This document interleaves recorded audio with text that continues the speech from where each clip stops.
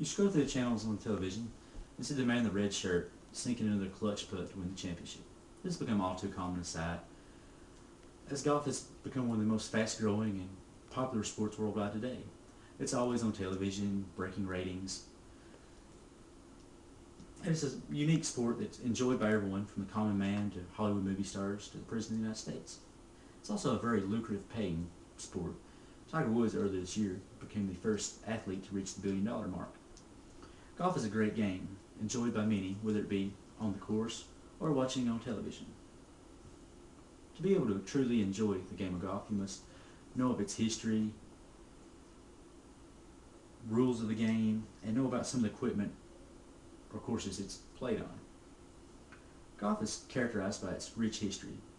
As popular as golf is today, it owes that popularity to its extensive history.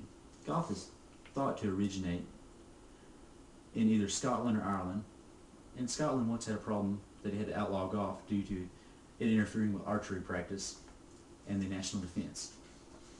The early game of golf was played using sticks, leather balls, and pebbles. The first tournament structures were developed and played between Scottish cities. As golf developed, it became heavy with governing bodies. The PGA was founded in 1916, and the USGA was founded in 1894. The game has then been popularized by such golf greats as Sam Snead, Arnold Palmer, Walter Hagen, Byron Nelson, Ben Hogan, and nowadays greats such as Phil Mickelson and Tiger Woods. Now we've learned about the history of golf, let's take a look at the rules of golf. Golf's development over the years is in part due to its rules.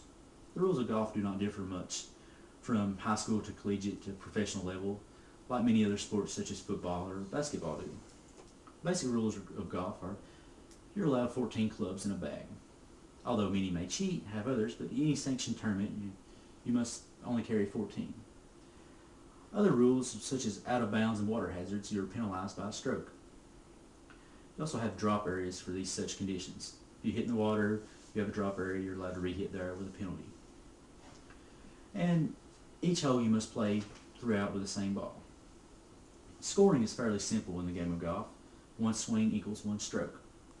The goal is to achieve par. Par is the number of strokes allowed to finish that hole. You have terms of scoring in golf, such as ace, which that would be a hole in one. Eagle, which would be 2 under par, which would be 2 shots under par. Birdie would be one stroke under par. Birdie, which would be, or par, which would be even par. Bogey, 1 over. Double bogey, 2 over. And if it's any worse than that, you probably don't need to worry about it. Now that we have the knowledge of the rules and scoring, let's talk about the equipment and courses that golf require. Golf has required equipment just like any sport. A driver and a ball is easily compared to a baseball bat and a baseball glove. Your equipment consists of 14 clubs and a bag. Other requirements are such things as shoes, which are usually spiked for better traction when you're swinging, don't lose foot control or anything. Collared shirt and also dress pants is required by many clubs. Clubs are typically made of 3 categories: woods, irons, and a putter. Woods are usually your clubs that you hit the farthest. They classify such things as your driver or 3-wood that most common golfers use. Other you can use 5, 7, 9 wood depending on what type of golfer you are. The second type of clubs, irons. These usually go in number from 2 irons, such as through wedges. The way it goes, the lower the number of iron, the farther the ball will fly. And the last club you have is your putter, which is used to put the ball in when you get on the green. Make a simple stroke, the ball rolls in towards the cup, hopefully it goes in. Courses are what the game's played on. This is comparable to football fields, a baseball diamond, and such. All courses are set up differently. They usually require 18 holes, which all have different yardage, different par scores, and such. The different parts of the course are the tee box. The tee box is where you originate your shot from. It's where you initially swing the club, you're allowed to use the tee here, and then you hit the ball into hopefully what will be the fairway. The second part of the course is the fairway and the rough. Fairway is hopefully where you'll have your second shot, if not already on the green. It's the thinner cut grass that's easier to hit out of.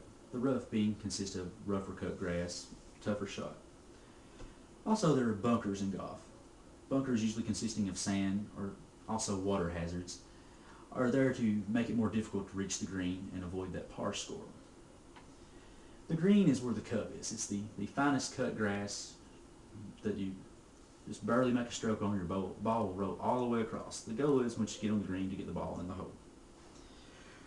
We have discussed a brief history of golf, talked about some of the rules contained in it, and went over how equipment and courses are involved in the game. I hope in doing this it helps give you a better understanding and enjoyment of golf, as it has me. Golf is a very fun but difficult game, or at least in my experience, should I say, struggles with golf. Thank you.